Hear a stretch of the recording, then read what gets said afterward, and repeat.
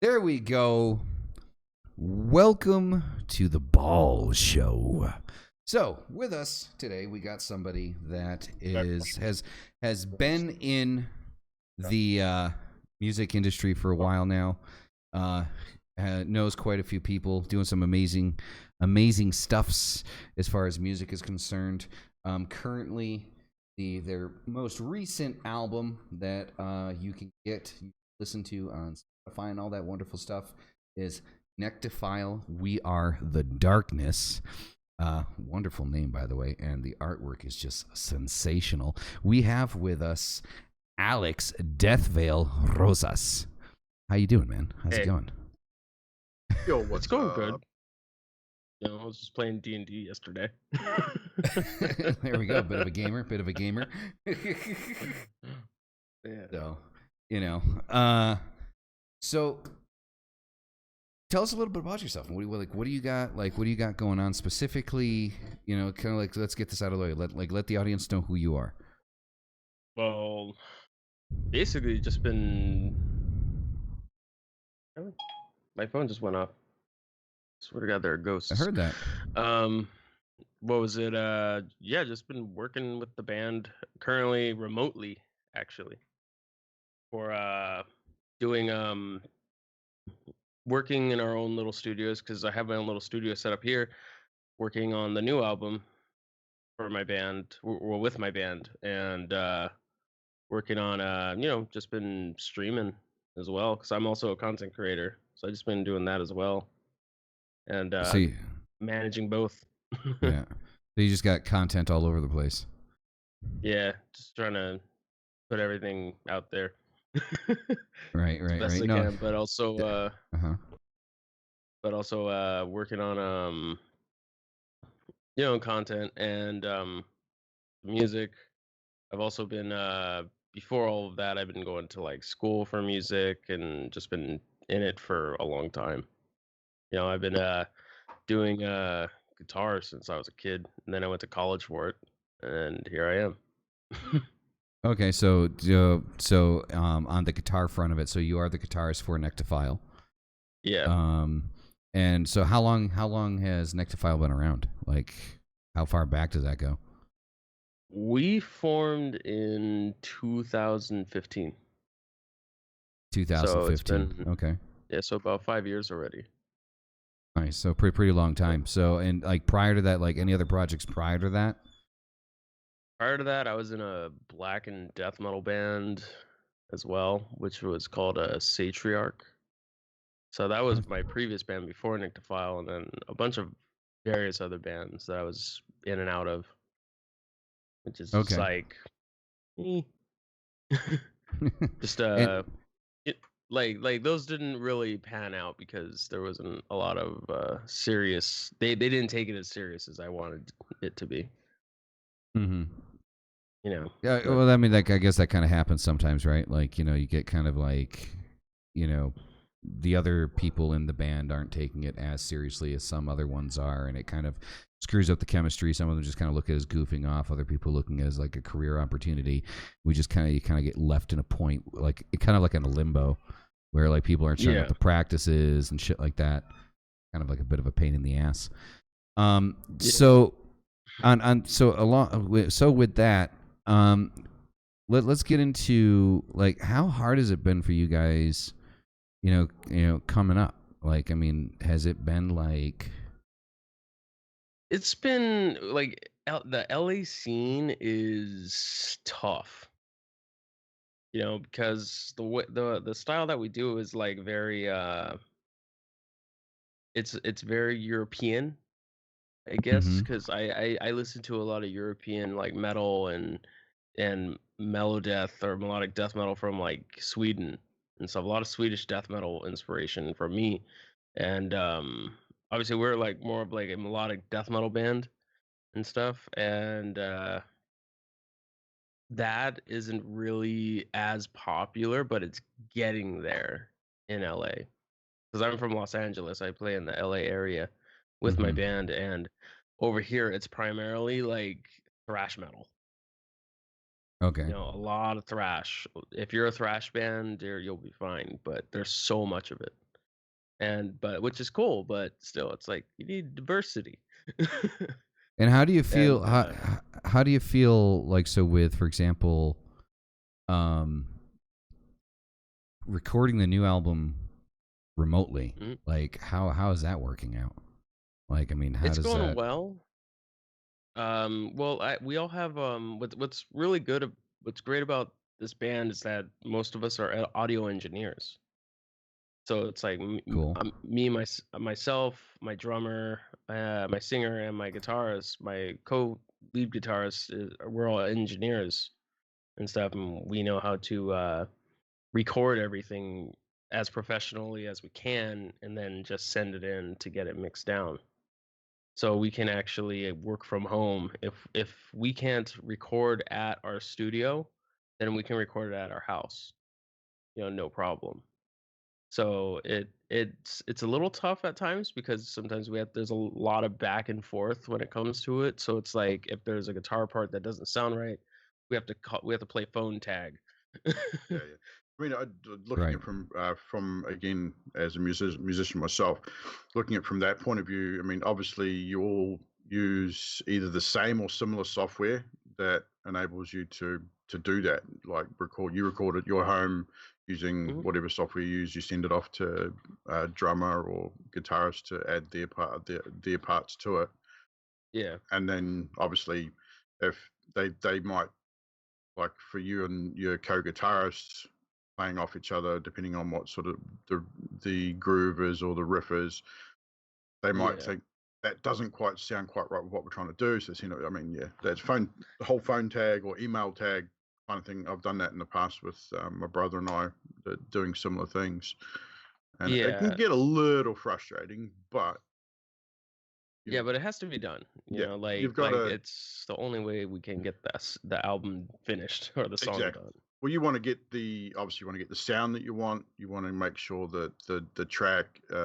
each riff gels from one section to the next across the whole track. So Yeah, obviously you want to exactly. get it just right. And Yeah. I would assume, from again using just drawing on my own experiences, that you're probably all perfectionists in your own right. Yeah, we want it to be we want to give as the best quality possible to our audience.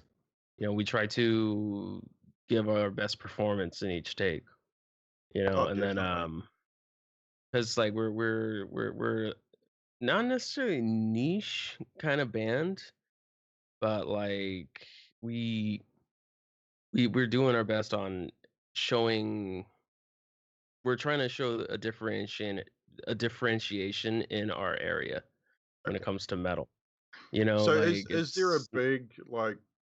is there a big metal scene in LA for your particular genre? I mean, there is. I've been to shows like for big shows like for like bands like Omnium Gatherum or Dark Tranquility and stuff yeah. like that, and those always they get people. It's just a matter of being as visible on social media as well as with playing live, you Definitely. know. Yeah. And like the whole scene has changed now, especially like you can't like necessarily rely solely on live shows anymore. You have to be everywhere. Well, You got I think that's the biggest thing that I think's changed in the music industry. I mean, I'm old school. I've been playing in bands myself for probably the best part of 25 years. And yeah, I can remember going back to when I first started, that it was all about the live shows. You go out, you play the bars, you play 21st birthdays, weddings, you did all the cover crap to get started, to get yourself sort yeah, of recognized as musicians. And then yeah. you start branching into your own material. So I've been out of the game for quite a while. So because you've been playing yourself for quite a number of years as well. So did you notice that transition from more live performances being the sort of hub of Kind your of, yeah. exposure over to social media and more digital sort of platforms? Yeah, because like when I started playing, it was when I first started playing in bands, it was like there wasn't any like Facebook or Instagram or any type of really social media out there at the time when I started.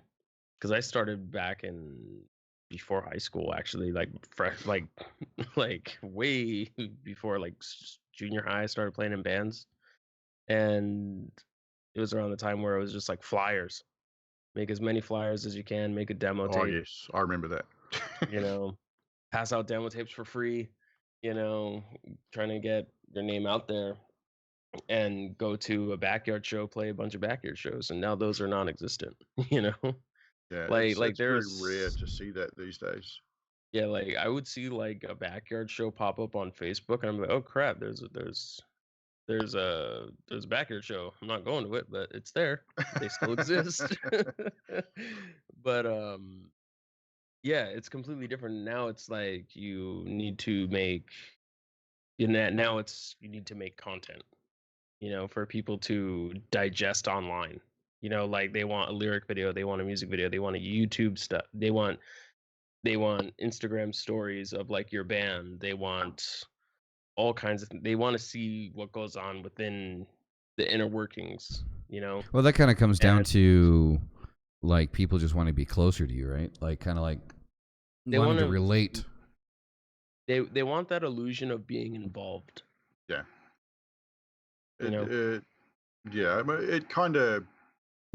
I mean, even I used to look at that from these days. I mean, Mhm. to me, that involvement now has become so much more important to people to be involved on a different level compared to what it used to be. People were, and back in the day, were quite happy just that, hey, he's a live band, that's awesome, we'll go watch them live, and you might get to meet them at the end of the show, kind of thing. And Yeah. that's happening less and less now because Yeah, of or there social media. there would be like fan clubs, Yeah, yeah, exactly. and it's not necessarily about like wanting to know the inner workings of the band, just finding people who also like the band. Yeah.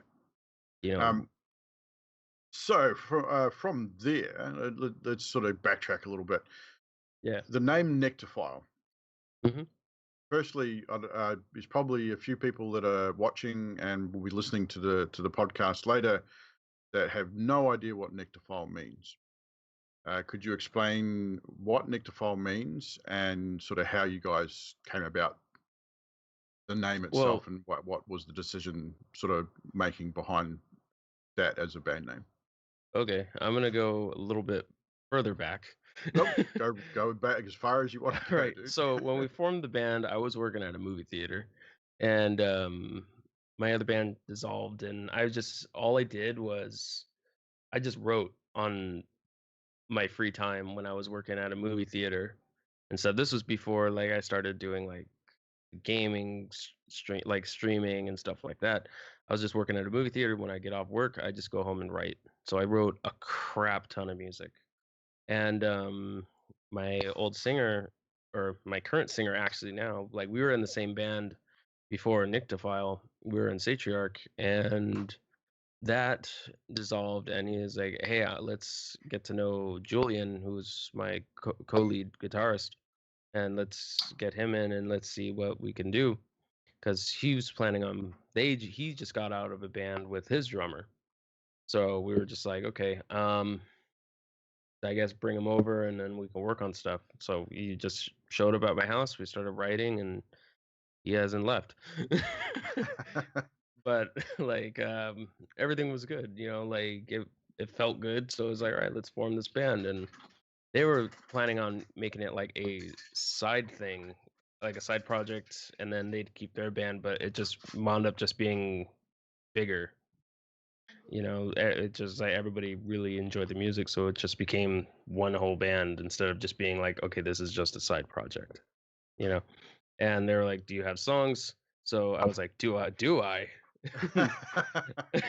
because I just been writing for like the last year, so I had all these songs and showed them all the material I had. So we picked from which ones would fit, which ones wouldn't, what style do we want to be, what are inspirations, and after that, we're like, okay, we have the songs. He had songs already back. He had previously written songs, and I had previously written songs. So we took care of all. We have all of the material. So we just needed the name. And so we were like going through a laundry list of names. We just generated a bunch of names off the top of our heads and then looking online and all that stuff. And he came up with a name called, what is it, Nyctophilios. Yeah. And we're just like, he wanted like a Greek type of thing going, and I was just like, no, that doesn't sound good. And then and then we said, I forgot who it was. I think it was Julian. He goes like, what about Nyctophile? And we're just like, for me, I'm terrible at band names. I suck at naming bands. Okay, I am awful at it. So I just go, sure, why not? because the way I look at it is like there's a lot of ridiculous band names. Oh, there is, dude. I Like mean, look, like God. like I'm just saying there's a band named Chickenfoot. Yeah. There's the Rolling Stones is a ridiculous Yeah. band name. It sounds cool, now, but like back then, imagine not being known as the I Rolling can relate. Stones. I've been in several bands that had pretty shitty names. So Yeah, so I was just like, sure, why not? If a band named Chickenfoot is around, then sure, why not? So we got we called ourselves Nyctophile, and we looked up the meaning and all that stuff before we even made it official.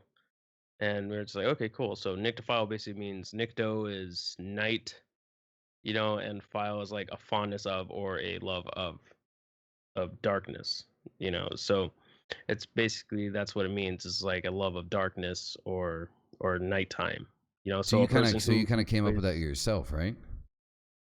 Who, me? Yeah, and you guys can't. I You didn't. as a band, you came up with that on your own, like putting those two things together. Kind of. It's actually, it is an actual thing in the dictionary.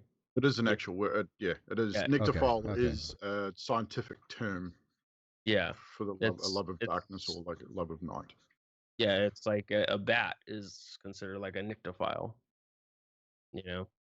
So that's why we came up. That's why we didn't come up with, but that's why we chose that name. It's because like, well, that would represent our music well, because it's about, our songs are about darkness and everything that's fucked up. So on that note, just this is how my brain works. So Nyctophile being the love of darkness or the love of night. Is there any correlation with the track "We Are the Darkness" with the title of the name of the band, or was the track written first? Did the name come first and then the track after? The tracks, I'm not sure the timeline of those, because our singer, he just goes off on writing lyrics. Like, I think there might be a correlation between it, because like we looked at the songs as a kind of like a whole of everything that is, anything that you hate, that Yeah. we want to absorb and show you the good out of, basically. Yeah. Like, yeah, everything's shitty, but it'll get better, Yeah. and yeah, everything's dark right now, but we're gonna show you all this and show you that we are all in this together. We are all in this dark place sometimes. That's you right, know? people. That's right. Nyctophile So- is a band that you can listen to and not only want to or be able to beat the shit out of somebody to it, but you could also hold hands and tip through the tulips. Right. Not So just necessarily. on that note, just a quick side note to the chat and to the listeners. In the chat, in both my chats and Melissa's chat on the live stream, we have 3 links in the chat, which I'll be posting periodically throughout the podcast, which is Nyctophile's YouTube channel, their Facebook page, and their Bandcamp page, Bandcamp site. Make sure you go check them out. Those links will go into the description on the podcast as well when that is uploaded. So make sure you go check these guys out. Amazing band. Great bunch of guys too. They have done some IRL streams on Mixer. I have been in those streams and chatted with these guys. Amazing bunch of guys. During that stream, as a musician myself and a lover of darkness and all things darkest music across the board, I at that point had asked permission of the band while they were all there to use one of their tracks as an intro and stuff to my own channel, my own Twitch channel for my gaming, which they all graciously said, yeah, sure, why not? So those of you that are regulars to my channel, you will have heard the title track to the album We Are the Darkness as my intro and bits and pieces that I've used over the course of my content creation with my gaming. It is my favorite track on that album by far. All the tracks are awesome, but that's definitely my favorite. So speaking about favorite tracks, what track on that album would you? I mean, I'd say you probably hard pressed to sort of pick one as an absolute favorite, but what track for you sort of stands out on that album as a track that you either really enjoyed laying down guitar riffs for, or lead breaks, or whatever, or just the track in general that sort of stands out for you? Oh man, I got a few. Hey, um, go for it. I would say one of my favorites that I like playing like for lead stuff is probably Of Lament and the Hadal, and What Remains as well. And also the reason why What Remains is that it has a really catchy chorus. Yeah, that's It's an awesome track. I like that track. and that song is basically about suicide. Yeah. And suicide prevention and stuff like that, awareness. And then Of Lament is just, heresy. And but the leads for Of Lament are just, that was really fun because when I wrote that, I had this choir effect kind of thing happening in the beginning. I was like, ooh, all right, maybe we can work with this. And so I wrote the song and I was just like, this is I listened to this song and I was just like, this is way too black metal. I'm not sure if it'll go through. And I showed the guys and my drummer was like, yes, fuck yes, we're using this. So and speaking of labels, though, I mean, yeah. when we've heard terms black metal, you've got melodic metal, you've got power metal. I mean, really, I mean, I'm not one for label. I hate fucking labels. That's just me. Is there really a real huge distinction between these genres anymore? I mean, heavy metal in general, the metal music scene, I guess. There's a time and place for those titles. It's good to have. Like, yeah, of course, I fucking hate titles too, which is why we just call ourselves a melodic death metal band or just a death metal band. Yeah. But or we just call ourselves an extreme metal band. But it's good to have, but also like it's good to know what track you want to go on as like if you're in a band. Yeah. Instead of it being just all over the place, because you need a formula. I get that. I mean, I say my band would have been considered probably thrash metal back in the day. We're very sort of Metallica, Megadeth, Iron Maiden-esque in our sound. So it was more that sort of thrash / power metal in a lot of respects. So out of curiosity, like, I mean, what like, so on the kind of like the topic of labels and things like that, don't you think that labels, for as much as people hate labels, but like especially when it comes to like music or art creation, don't you think that there should be some kind of label, like you said, like the formula, like so people know what you are? Because like to kind of like be like anti-genre, I think would kind of be detrimental to the overall progress. I think the thing is that it makes it it makes your band hard to find. You know, if Oh, you're not definitely. labeled Yeah. necessarily like for us when we started writing for this album and before that we did have growing pains, you know, during the writing processes of like the first album, like halfway done with it we had some growing pains with some of the stuff, but that's with every metal band, you know, forming any new band. Yeah, And exactly. for us it was what genres do we want to be under, kind of, you know, like what are we taking from. So it was like, okay, we're gonna go through like the top popular genres around our area, which was like thrash, death, black. You know, so that's why you get, and for me, it's like it's Swedish death metal. You know, so we took aspects from each of those genres and made it into our own. And you do get that with a lot of the tracks. I mean, I still Hmm. listen to Wheel of Darkness often. Yeah. I say I love you guys' music, and the album is just awesome. I listen to it all the time. Um, you kind of hear a lot of the, to me, a lot of those different genres coming through with different breakdowns through to some of the different tracks on March of Exiles, Shit Support as well. You can you can distinguish between the tracks. I think there's a lot of bands out there today that you listen to an album, and sometimes it's really difficult to distinguish from where one track ends and the other starts based on. I mean, yeah, there's a fade out, and Yeah. there's a fade in kind of thing, but they sound very, very similar.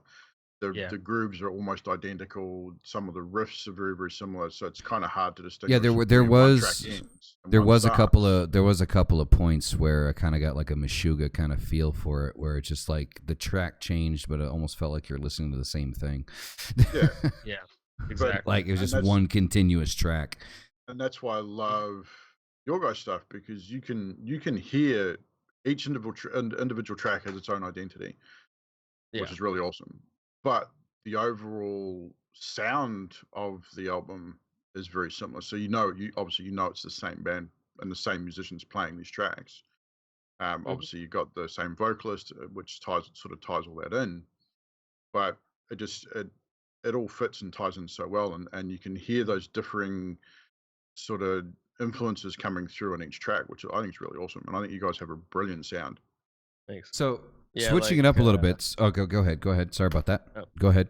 yeah, like actually it was funny because we had a review. A person reviewed our album from Finland, actually. Wow. Nice. And he listened to, he reviewed it, and he's like, this band is like a soup of genres. A soup It's of probably a good genres. way to describe it. I mean, Yeah, a because melting pot of genre. yeah, that's what he called us. He said this is like a heavy metal soup of genres. Like you get all these different types of things. And the reason why is because right now we haven't necessarily, like at the time of this album, haven't really developed our sound correctly. You know how we want to portray it, Yeah. because there's so many specific, very specific styles. Like for example, like Shit Support. That's fucking death metal. You know, and then you got like Awesome. Harbinger. Yeah, and then you got Harbinger, which is like really thrashy and fast. And then you got Of Lament, which is like very black metal, you know. So it's just like it's very just genre, like here's one genre, here's another genre, here's another genre, instead of it being fluid, you know. So But we're I think still that trying to has its figure out. advantages, though. I think that style, doing it like that, has its advantages because you've got a little bit of everything in there for everybody, and it's something that kind of like Yeah. universally metal lovers, like anybody that loves metal in general, you know, Yeah. can get behind, right? Oh, definitely. Yeah, for sure. So And then of course, after you got the full album Way of the Darkness, and then you guys in 2019 released a single, Silent Martyrs, Hmm.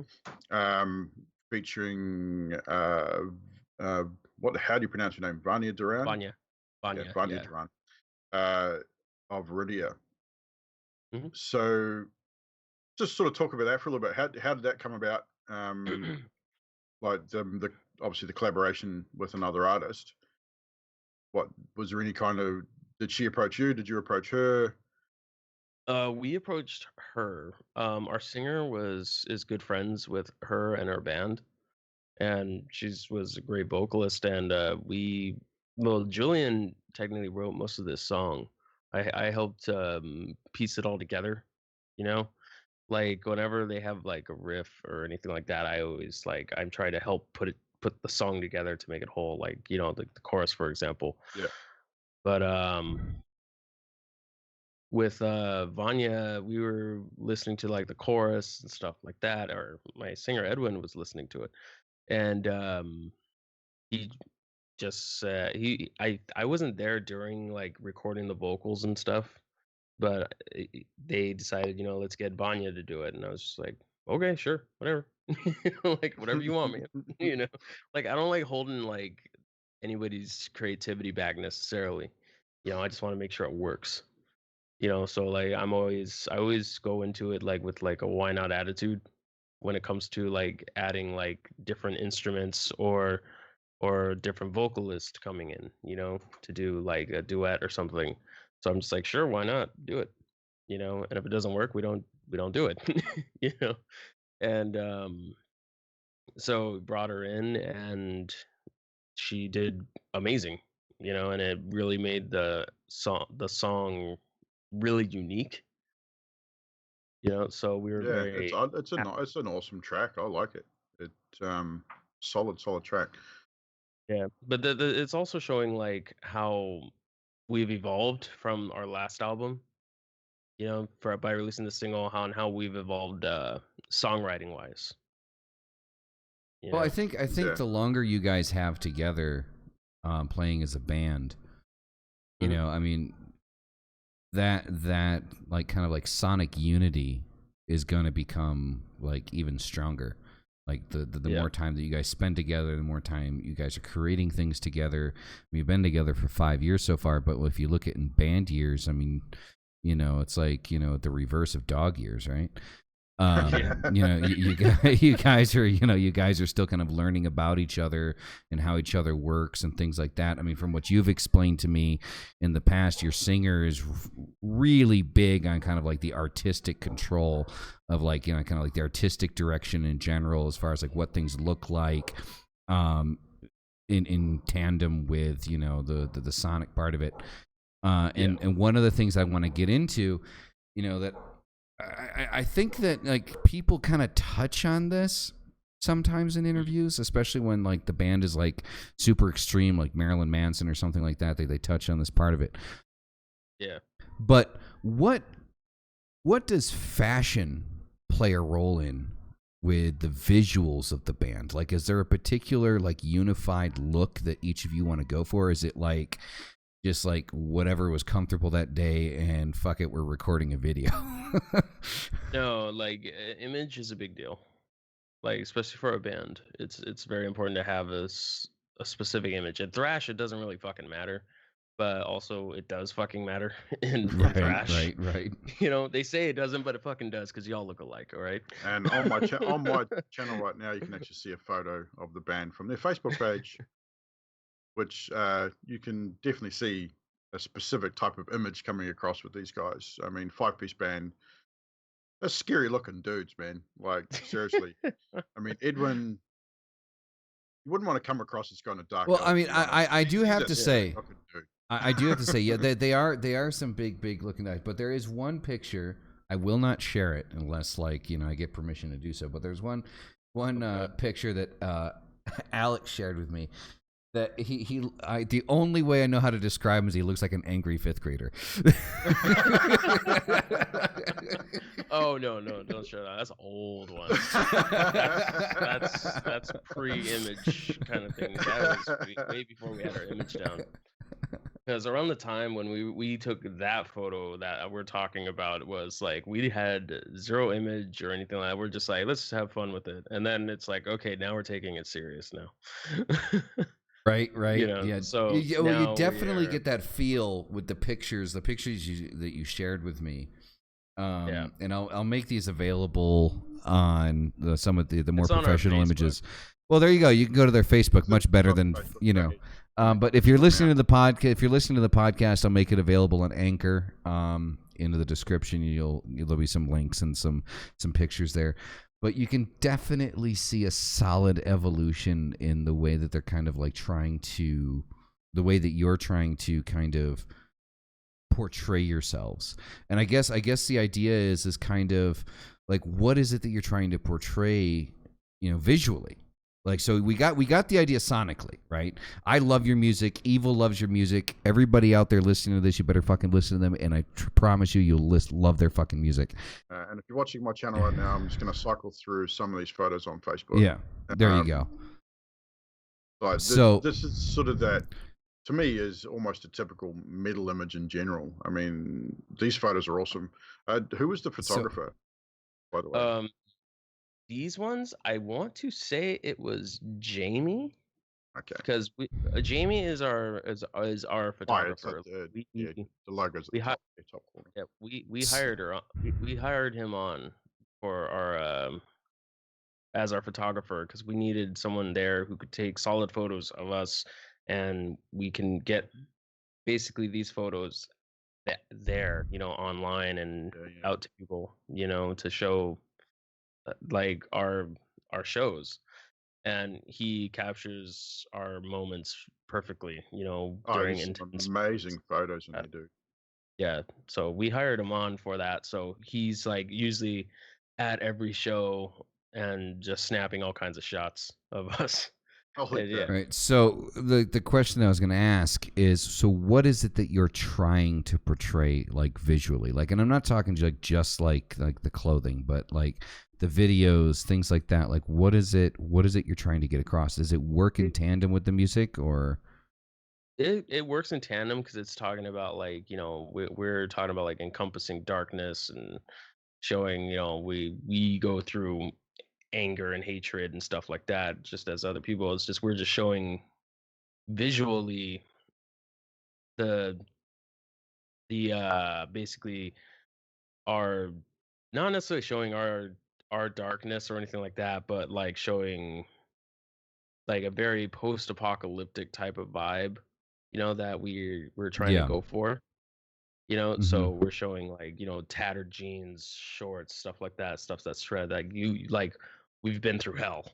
Yeah, it's what we're going through, Go ahead. Which is what everybody goes through from time to time. Everybody goes through hell. Exactly. No, I did get that.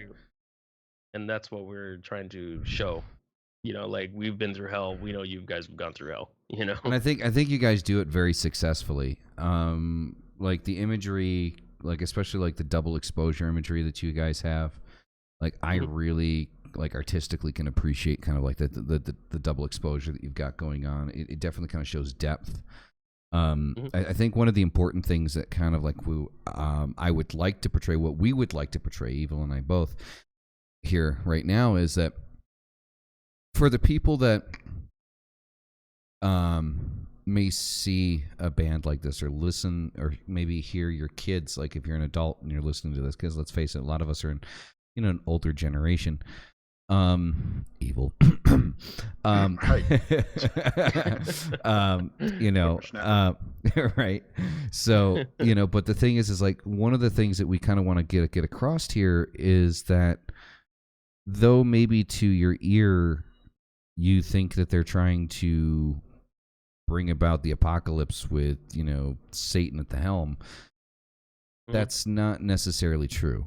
That's not, just because something's hard, heavy, and dark doesn't mean that it's, it's evil.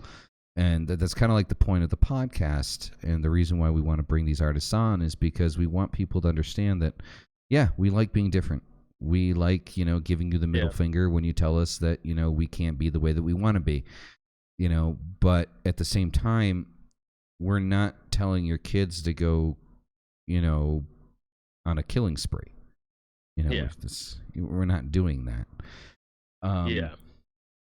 So, I mean, what do you have to say about that? Like people that would negatively view your music. Like, I mean, I there's another picture I'm looking at here that I absolutely adore. It's not a professional image at all, but it's a Nyctophile T-shirt with a bunch of people that says "Cry to God, Jesus saves," and just Nyctophile. Oh, that one. Yeah, that was a good one. I love that. So what do you have to say to the people that? What do you have to say to the people that say that? Well, you're evil and you're a Satanist, and you know, like if you had someone that was actually going to listen to you, sitting in front of you right now, saying that you know you're a Satanist, you're evil, you're corrupting my children. What do you say to that? Well, that's not really right. Like, like we've had people like not necessarily direct towards us really, but like obviously there are those people out there. We've had like man, that's a hard one. I'm trying to put it into words. That's what we're here for, the hard questions. Yeah, I know. Me personally, I wouldn't tell them to fuck off. I tell them to be educated. We're not telling people to, you know, get a gun and go on a killing spree or anything like that. You know, we're showing that like we're just trying to show our, you know, that we are the same as you. You know, we're all in it together and in dark times. You know, and I'm trying to put it into words. Sorry. No, don't apologize, man. It's with you here. It's your show, brother. It's your show. Like,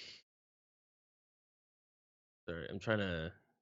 With those kind of people, it's just like they're just not really that educated on this whole genre of music. You know, they're very, you know, like it's that whole method of it's new, so it scares me.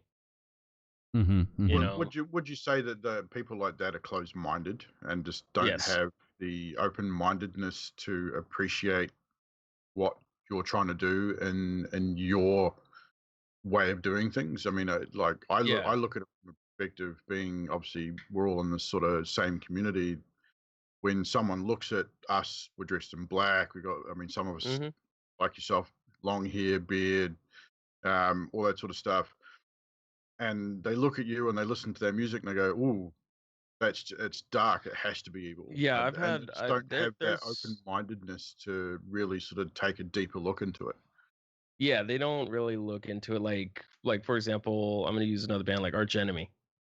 You know, and when you hear when to people that have never heard of Arch Enemy and they hear that sound, they hear just the sound. Yeah. You don't hear what they're saying, you know? And like for the song We Will Rise, you know, it's all about lifting yourself up. You know, it's a very all their songs are actually very positive. Well, I think that you find that with a lot of even deathcore and a lot of your death metal bands, it's not as negative as people might think. I mean, exactly. they hear that term death metal and they think, "Oh, that's got to be bad." I mean, there's some real obviously the black metal stuff out there can be pretty dark stuff. Yeah. That stuff interests me because I'm into that. But for the bulk part of it, I think there's a lot of metal music out there that it is very positive, and people I would agree see that because they can't get past. Yep. The initial, exactly. Yeah. Or for example, of that screaming vocal or whatever else that sort of comes with it. Or another prime example was like Marilyn Manson. You know, he was under the gun during like those shootings back in the 90s and stuff. You know, and when that happened, he got railroaded. For it. Yeah, I know. But he said he did in his hotel room. He was watching it, and he told his manager. I remember because I saw the interview with his manager, and I even he's like, they're going to blame me for this. And lo and behold, I'm old enough. You can go back further. I mean, I don't. You guys being in the music scene probably do remember this as well. I mean, I remember it being in the courts at the time. Judas Priest was taken to court by the parents of two youths that attempted suicide based on supposedly their music. It was all thrown out in the end, of course, but well, here's the thing. So I can honestly say, in my personal opinion, personal opinion, people. Okay, this is not fact. It's not substantiated in any way. The only genre of music, and I'm not telling you to hate this genre of music because I particularly like it sonically, lyrically, and not too much. But the only particular genre of music that I know of that actually talks about going out and killing people is if you throw on a Cannibal Corpse record. Like if you're listening to like hardcore fucking death metal. Yeah, exactly. But Cannibal Corpse is a band unto themselves. I mean, exactly. Well, but see, the thing is, the point that I'm trying to make. So, for example, with Death and I actually talked about this, a couple days ago. Yeah. I personally prefer the vocal styles of Chris Barnes when Chris Barnes was in Cannibal Corpse, and I prefer 6 Feet Under over Cannibal Corpse. First and foremost, because lyrically, it's a little bit better, and sonically, as far as the lyrics are concerned, the vocals are concerned, it's a little bit better. But the thing is so if you really look into it, even Evil mentioned black metal. I love black metal. Black metal is fucking amazing. Dimmu Borgir, Cradle of Filth. I fucking love it. Behemoth. Years. I mean, still love them, but I mean that's all exactly. I listen to. Well, they're so poetic though. They're so poetic. Like you actually read Suicide and Other Comforts. Like I so many people were up in an uproar about that song off of the Bittersweets of Succubi. Right, yeah. The Suicide and Other Comforts. And if you actually listen to that, it's just about somebody going through grief, somebody that lost somebody that they care about. The thing is, again, if you're just going to look at it from a Face superficial sort of standpoint, and you see it on its face value or on the surface, that's all you're going to see. You're going to see a band that dresses up like vampires and screams and growls down a microphone, and that's all you're going to see because, again, you don't have that wherewithal to look a little bit deeper, scratch beneath the surface, and have a look at those lyrics. And then the thing is, 9 times out of 10, you go read the lyrics of those songs, and then you go back and listen to it. You're going to hear every word once you sort of get a rough idea of what it's about. That is so true. I can vouch for that. Along with it. Yeah. I mean, Her Ghost in the Fog, another great track from them. I mean, it's probably one of my favorite tracks from Cradle of Filth. If you actually look at the video and the track itself, what it's about, it's a sad fucking story. And the thing is you also have to understand, like, people like us, I mean, the 3 of us sitting here, I mean, I don't want to speak for, Evil or Death, but I'm just going to assume here. And I mean, you guys could, rip my throat out for assuming, but, we were the ones that weren't very popular in high school. We were the ones that... I was a geek, man. Yeah. We were the ones that, growing up, we did feel alone. We felt like, maybe a small group of people understood who the fuck we were. And then we get people like Judas Priest, Marilyn Manson, Ozzy Osbourne, Alice Cooper, Nyctophile. We get these people. It's like, well, shit, these guys understand me. These guys get, what I'm going through, what I'm feeling. It's a holy shit. Like every fucking word it's me. We build a personal relationship with the music that we listen to and the people that create it. And unfortunately, a lot of people, I remember my dad being, full on Roman Catholic, like hardcore Roman Catholic. The only thing he wanted me listening to was fucking Elvis. Like he literally, I cannot tell you how many times he put on Elvis records trying to get me to fucking get into it. And I was like, yeah, I can't do that. I'm sorry. See, this is the thing. I'm pretty eclectic when it comes to my musical taste. I actually quite enjoy Elvis. Elvis Presley was an amazing songwriter. Well, now that I'm older, I'm into it. But like when I was younger, But to get back to again, sort of the meat of the podcast. So we've talked about your music, your band, your current sort of situation. Let's wind back the clock a little bit. I mean, obviously this podcast is about alternate lifestyles and being different growing up and things. So it's exactly where I was Alex going with this. Back to middle school, high school. Yeah, what was Alex like then compared to now? I mean, where did your journey start to more alternative sort of stuff? Where did you start to really feel like you were not so much different? I mean, I suppose probably different than other kids, but more sort of having that taste sort of lean towards pretty much where you are now, like the darker type, more alternative type stuff. gaming, Third all that sort of stuff. third grade. So you were an angry fifth grader. You were an angry fifth grader. Oh man, no, it was around third grade, around there. It was just like I was bullied a lot, like massively bullied, like when I was in elementary school and stuff like that. Because I was the weird kid, you know. But Aren't we all? because same here. it was just like I got picked on for like the stupidest things. Like I had short hair, all that stuff. You know, I wore glasses. I was blind in one eye, and I'm left-handed. You know, so they always ripped on me for You were anything. You were fucked in. Yeah, you know. So, I started listening to like metal and stuff for since like seventh, sixth grade. I started listening to metal, but it wasn't like anything like death metal or anything. It was more like just like classic, like rock and Nickelback. stuff like that. And Nickelback. No. But it was more like that's not even metal.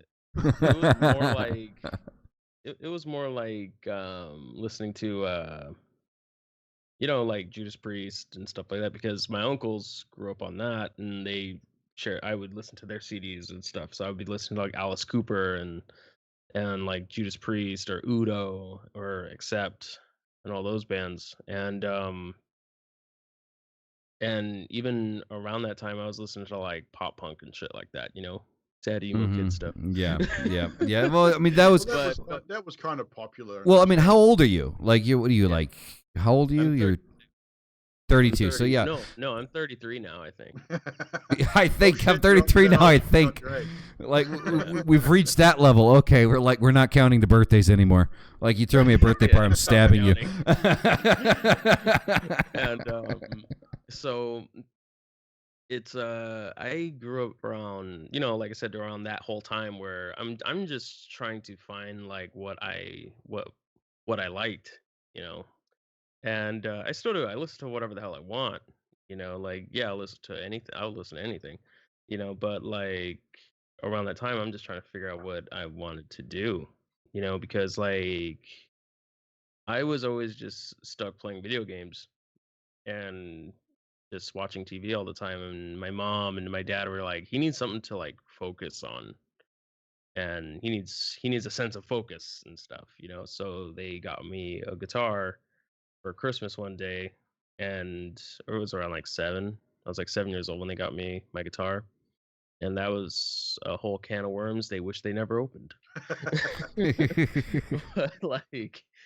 but yeah, I started playing music on and off as a kid, because you know you're a kid, you want to just dick around, you know, and not necessarily practice, you know. So it was just on and off, and then around 8th grade I started really practicing guitar. And yeah, like I was still bullied around that time, and then I went to high school, and then I found weights. There you go. Guitar and weights.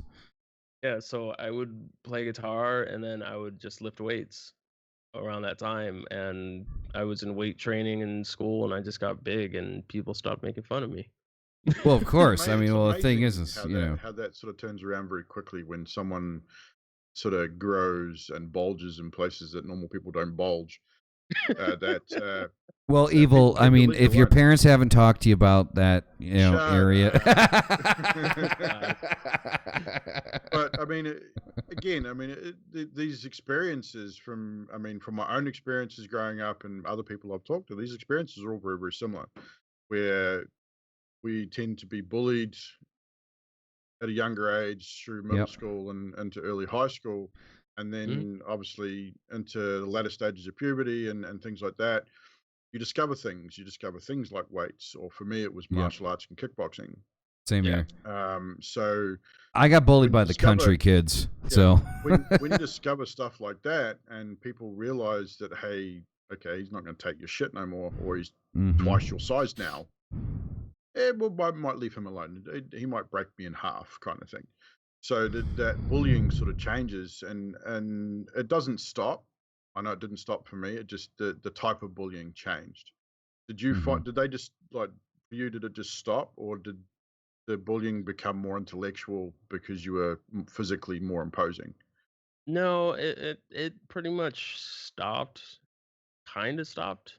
It's just I just stopped caring. And Yeah, that makes there's sense. the key, people, right there. Like, it just got to the point to where I was just like, when I was just lifting weights and stuff like that, it just became more of like, oh, now you're just a jock, and it's like I'm not in football. Right. Like I do don't play sports, I sports.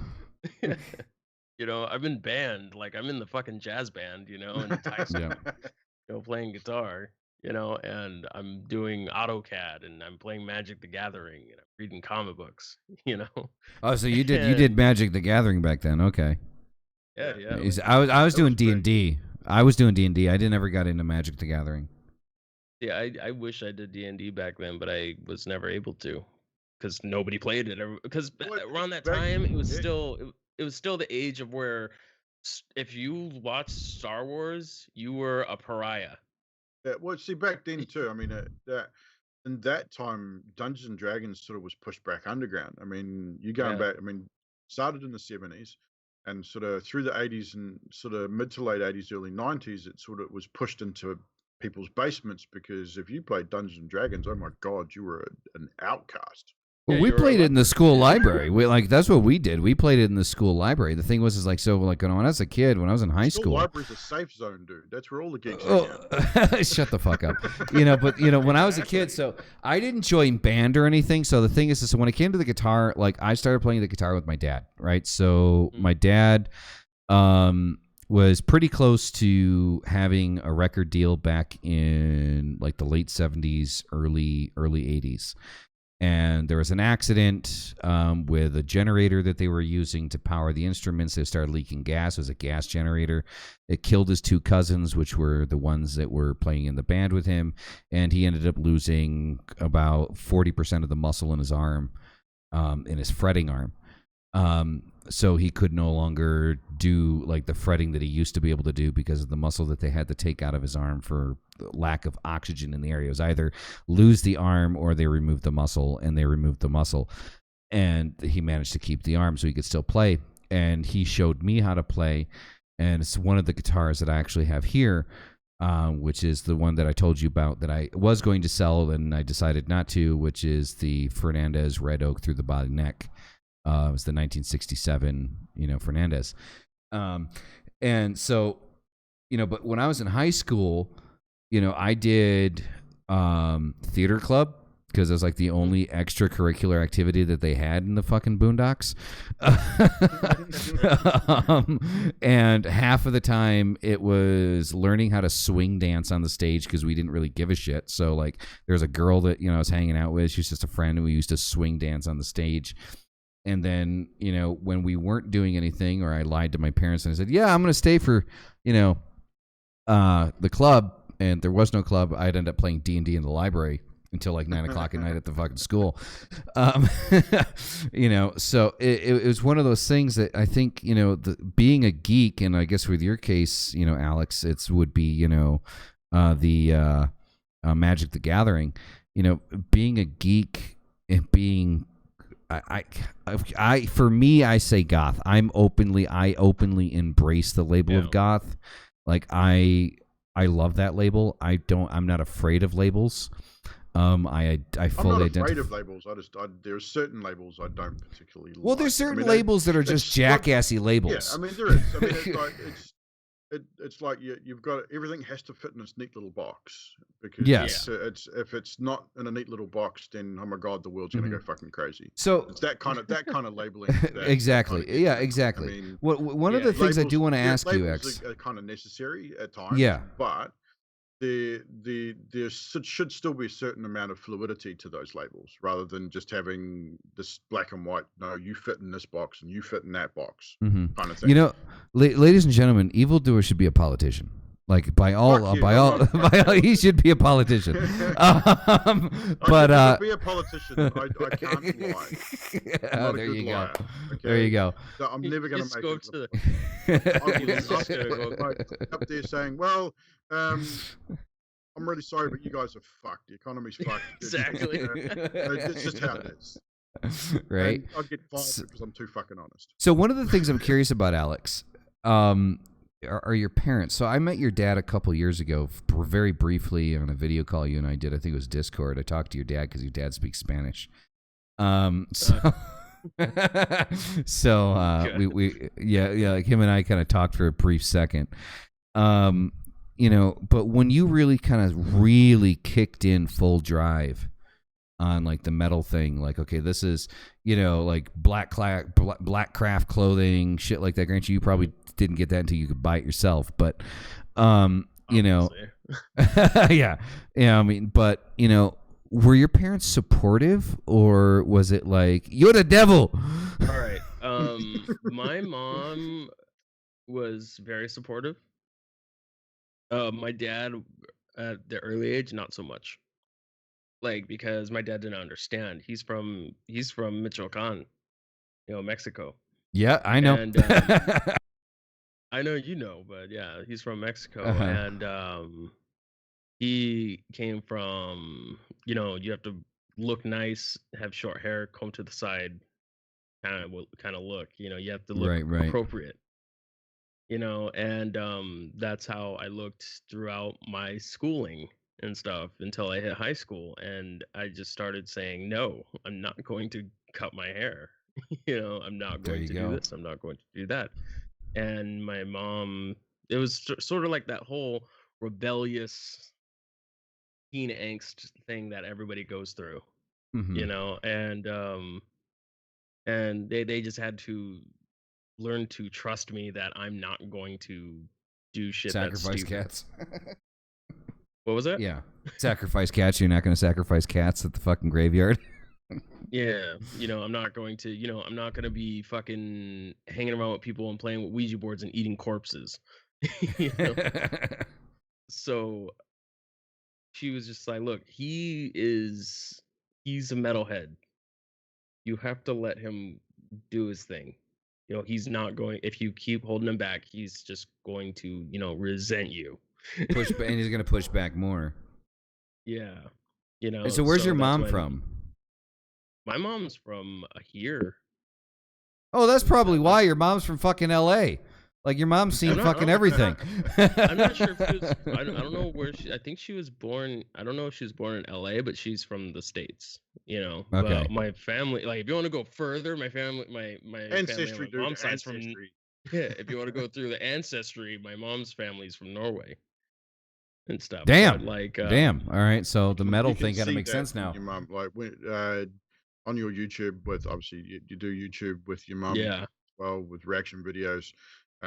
You can see the Norwegian in your mother. I mean, it's that the look, that Norwegian look is definitely there. Yeah. I've just posted all of this links into my chat. So you got Facebook, you got Mixer, you got YouTube and Instagram, Twitter. Appreciate it's it. all there. So make sure you guys check them out. Actually, my YouTube now has an official URL now. You do? Oh, awesome. So now it's youtube.com/Deathveil. Awesome. Nice. So let's get into that a little bit. So let's so we really like, obviously the focus of this is the music part of it, right? But obviously, there's other artistic endeavors or creative endeavors that you're into. And I kind of want to touch base on those. Like, so where does kind of like how do you balance, being a mixer partner? For those of you that know, it's mixer.com/Deathveil. Spell it veil, not veal. And so, like, where do you find the balance to maintain kind of like the back end work that goes into streaming? Because streaming itself isn't that very difficult. Like, hitting the go live button, that's not hard. But like, the back end work on that is equally as difficult as the back end work that goes into creating an album. So how do you balance that shit, man? Well, I take days off from streaming and stuff. So it's like, and I know like some people like will take days off of streaming, and when they're not streaming, they're still working on their stream. And for me, when I take my days off, I'm working on my music, on one day, trying to slam out as much as I can, get certain things done, and or I'm scheduling and basically a day with my guitarist to work on a song. So we're just trying to tackle each song every single time, whenever we meet. And have you So it's ever like usually it's on my day off, huh? have you ever thought about like mixing the two, like for example, like a writing session that you're doing for the band, kind of like, or like kind of like streaming that, or is that like something that's like you're kind of afraid that maybe somebody would kind of like run with your idea? No, I'm not Like, afraid about it. I've done it before. I've done writing sessions on stream and stuff. It's just the issue with that is I'll get some backseat engineers coming in. ooh, backseat everything, man, backseat Backstreet everything and everything. fucking streaming. No joke. Like there is a I, backseater I for could all of it. imagine, dude. Seriously. And I work with a program. I know this that like there's Pro Tools and then there's Logic, and I work with Logic, and I'll let's say like I'll get like I want to stream it, so I'll stream myself recording music and stuff, and then I'll get an engineer coming in. Oh, you should adjust the EQ on this and this and this, and it's just like, how about you shut the fuck up and let me write my song? Right? I think, Like, yeah, I mean, I because think the that's the thing, biggest thing from us. Like, I'm not a sound engineer, but I've mixed my own stuff. yeah, And and from a musician's perspective, everyone's ear is different. yeah. What you want is going to be different than what I want Hmm. from a mix.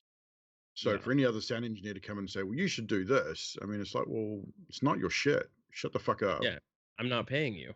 Exactly. And I appreciate the tip, but keep your mouth shut. You know? Exactly, I exactly. appreciate it. Fuck you very Well, much. it reminds me. It reminds me of. So I don't know if you got. I mean, I know we're going into a completely different genre of music. But Dead Mouse actually streams his production, like his production process on Mixer now. I mean, he used to do it on Twitch, Yeah. but he does it on Mixer. And he gets an infinite amount of people trying to tell him what to do. And this dude, like, I've never seen him be so cold faced in the world. Like, he just completely ignores chat and just does his own shit. like he doesn't Yeah, when even. it comes to that shit, when it comes to that shit, and you're trying to critique Dead Mouse, Yeah, right. like the person who's holding the flag of like the most of like the anti dubstep movement, Yeah, exactly. like keep your mouth shut, dude. Let him work. Like he has platinum records. He's like the highest paid DJ in the world. Like Yeah. you need to shut the fuck up and watch him work. You need to learn from him. Exactly. He has his own master class. Come on. Yeah, It's just ridiculous. I've sat in the And stream and I've watched and I've just seen people go through. You should do this. You should do that. You should do this. And like he literally does this thing where he just kind of goes, and then he just Yeah. kind of starts working again. like he just doesn't care, man. Like, and that's good. That's what you have to do as a writer, but even then he's like when it comes to Dead Mouse, he's very, very, very lucrative when it comes like non lucrative, but like he goes into every aspect, not just writing, but even to like his stage production. He Yeah, he's done that streams on that live whole stream thing. too. Yeah, that's Yeah, that's insane, insane. dude. Like I Like- can't even comprehend that. Yeah, I've watched him do it. I was like, what the fuck is he doing? Like, you see these like little boxes and there's like lines connected to the boxes and all of that's like animation shit. Yeah, that's all animation for a stage show, and it's just insane. But like back to what I was saying, like for streaming and stuff. Like, yeah, I'll combine Yeah. the two. I'll stream my music and stuff. But the thing is that I'm not looking at it as as an engineer when I'm streaming me writing. I'm doing it as a songwriter. So what you're gonna get is like the bare bones of like here's distortion, here's drums. It's not gonna be EQ'd at all. Well, It's just raw. me. It's just raw input, isn't it? So Yeah, you're doing the very first stages of your songwriting. I mean, yeah. you're writing it, recording it, and using raw inputs. Yeah, all I'm doing is I'm writing the song. I'm not engineering it. I'm writing it. Yeah. That's what it comes down to. And when I And when I finish, I put it all together and I show everybody on stream, or whomever's left alive during that session, because it takes a long time. Because I do the whole wall of sound thing, that Phil Spector or Devin Townsend wall of sound, which is like I record multiple guitars tracks. Yeah. Like for leads, I'm using 2 guitars. For rhythms, I'm using 4 guitars. That means I'm repeating every guitar track 4 times, and I'm adding drums to it. I'm trying to figure out which drums work, or even synthesizers, especially those. Those take the longest. They're a fucking nightmare. Oh, I hate them. Fucking hate them. And but I love working with them because it adds a very unique sound to what Nyctophile is. And we I do that, and then when it's all done, I show the band. I'm like, "Do you like this?" And they go, "No." I go, "Well, fuck you." And I put and I And put a how do few you like? mixes. Okay, but going a little bit deeper into that, like, Uh-huh. what kind of disagreements have you had as a band? Like when you create something, they're like, "Hey, no, that's fucking shit," and you're like, like literally, like, have you gotten to the point with them at any point in your No, career together where you're just kind of like, "Fuck you guys"? no, not at all. Like it was just like when it comes to writing for me, when it comes to me like presenting a song, I don't put all my eggs in one basket for a song. Like I Okay, don't hold that song close to my heart at all. Yeah, I like every song that I write. Some songs I fucking hate that I wrote. But like I'll present it, I'll be like, "Do you guys like it?" And if they go, "Well, it's not for us," I'm like, "Okay, fine. I'll take it somewhere else. I can use it for something else." It's not necessarily, "Oh my god, my ego." You have to leave when you're writing and stuff, you got to leave your ego at the fucking door. Oh, for sure. well, but Definitely. what about, so for example, like you see, like for bands like Nine Inch Nails and Marilyn Manson, they're the two that come to my mind immediately. Like Mhm. for example, like back in the day, like 1994, 1996, Marilyn Manson was looked at as a band. And very quickly after Antichrist Superstar, it was Marilyn Manson was Marilyn Manson. And after the downward spiral with Nine Inch Nails was no longer a band, but it was Trent Reznor. Like, I mean, he does everything himself and then hires people to do live shows. Um, like, is there any worry that like you're kind of like gonna get to that kind of point, or do you like look at yourself as like a unified unit? Like, because there's obviously different dynamics depending on the band. We look at ourselves as a unified unit. Like when it comes to Nine Inch Nails and Marilyn Manson, it's just like that's how it ran because the musicians that they were working with did not either possess the knowledge or cared enough, to work with them. Or who knows? They were probably fucking selfish and were like, "Fuck you, this is my project now." Who knows? But Right. like usually that's the way it goes when it comes to like writing, like in that aspect of that Nine Inch Nails Marilyn Manson thing. It's they have a vision and they want to, focus on making that vision come to life. Right. And if no one's behind it, it's that whole like, get out of my way or I'm going through you, Yeah. kind of thing. And that's not us. We're more like when it comes to Nyctophile, we're more unified. Because I mean, we're obviously you Nyctophile as a group have done some IRL stuff, Hmm. content on Mixer, and Yeah. you can tell. I mean, you can tell you're all friends. I mean, that much is pretty evident. And you kind of have to be when it comes to a band.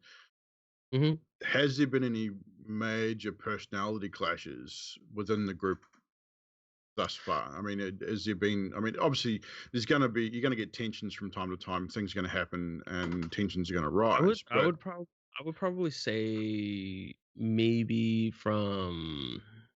it would probably be from the writing aspect as well, because that's a like pretty tense because process. because there is an age gap, Yeah. and that's the hardest hurdle, to get over, is the age gap, and we're trying to find a middle ground because there are several band members who are young, and there's several that are old in the band.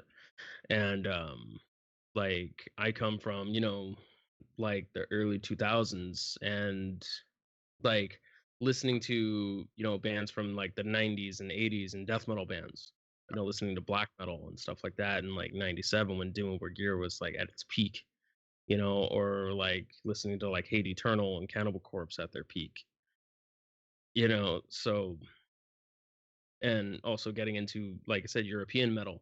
And then there's the younger, which grew up on metalcore and hardcore, and stuff like that, and new metal, and we're finding a middle ground on that. On the writing style is very, very, it's interesting. I wouldn't say it's difficult, but it's interesting because my whole thing is, as a musician, the way I've learned is how to work with your other musicians. It's not fuck you, you're writing like this. I don't do that. You know, I just show them like, okay, that's cool, but we need to make our own sound. So I try to push where, like, when I approach it, I go like, how do you want us to sound? And don't say like so and so. Yeah.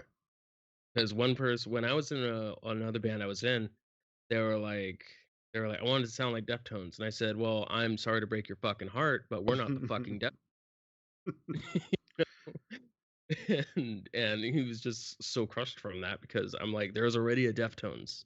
We don't need another, you know? And and that's the way I look at it, is I'm not trying to go out of my way to sound like any other band. Well, you're not a covers band. You're an Yeah. originals Yeah, band. So I exactly. mean, if you want to sound like someone, generally you become a covers band of that band, and you sound like Well, them. I think So- there's a certain amount of inspiration, obviously, that comes from like other groups and things like that. I remember like back in college, back in NYU, when we had our band, and we had that conversation and we talked about, well, what do we want to sound like? What's our sound? And I literally said, like in that meeting, half drunk, I said, electronic insects. like that's literally what I said. Like take the sound of like a fly buzzing by your ear and make it sound electronic. Like make it sound like the end of the world by a robot takeover. And the reason why that came to my mind is like, so at that time I was really, really hardcore into Antichrist Superstar, and there were certain aspects of that CD, like some of the like the background sound effects, that the only way that I knew how to describe it was electronic insects. Like it sounded like a bug sound, but like mechanical. And I loved it. Like it was so fucking visceral. Like, and I was like, I want to make those sounds, and that's essentially kind of like what we did. I mean, we even did. I'll find it one day, but like it's floating around somewhere on a random CD that I have saved.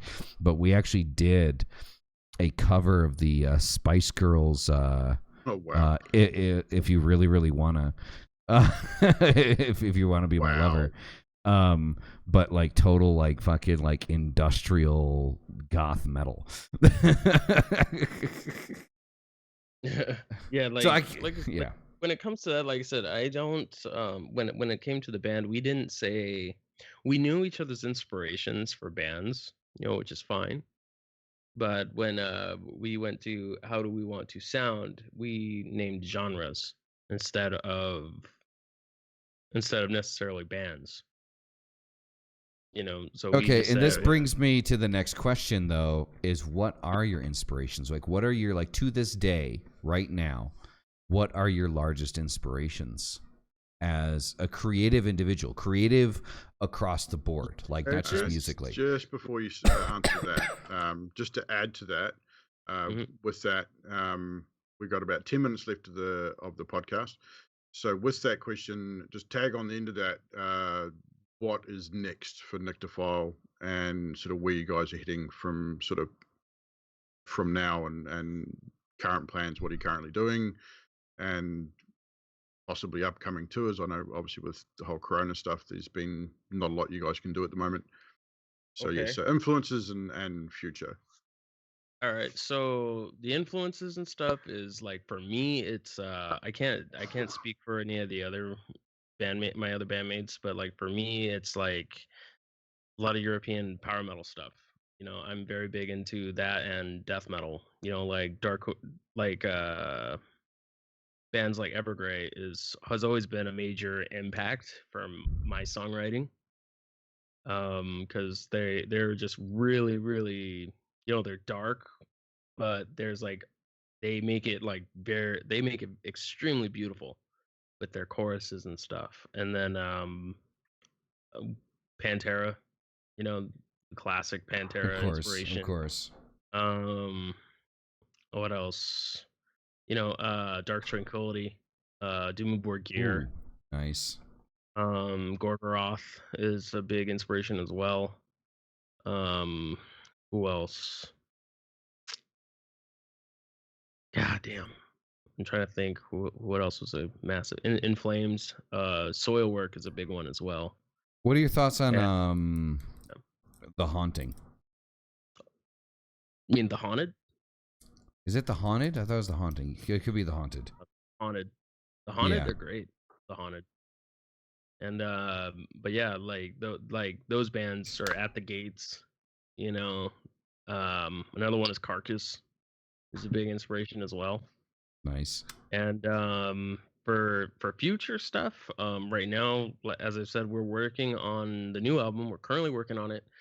The band is planning on expanding since this whole crisis and stuff. We don't know when we're going to be doing live shows again, let alone tours. Mm-hmm. But the new album's going to be a lot heavier. Holy fuck, it's going to be a lot heavier. I'm looking forward to it. Me too. So So any kind of estimate on potential release date? We don't Or have it's any still work in estimate progress? yet. It's still a work in progress. Like we roadmapped everything, so we're not saying anything until all the Okay. songs are done, until everyone's happy. Yeah, cool. And what I can say is there's going to be a lot of 7-string stuff. Awesome. And is that going to be is that going to be all you doing the 7-string? No. It's me and my other guitarist, Julian. We're going to be doing a lot of 7-string stuff. We're planning on expanding into the content creator universe of like Twitch and Mixer. So Yeah, let us know what you got. You told me the other day what you got going. I don't want to like jump on anything, but you said you got something going on, on the purple side of things. Yeah, soon. we're planning on hoping to start up a stream, like our practices and doing live shows and stuff like that on Twitch.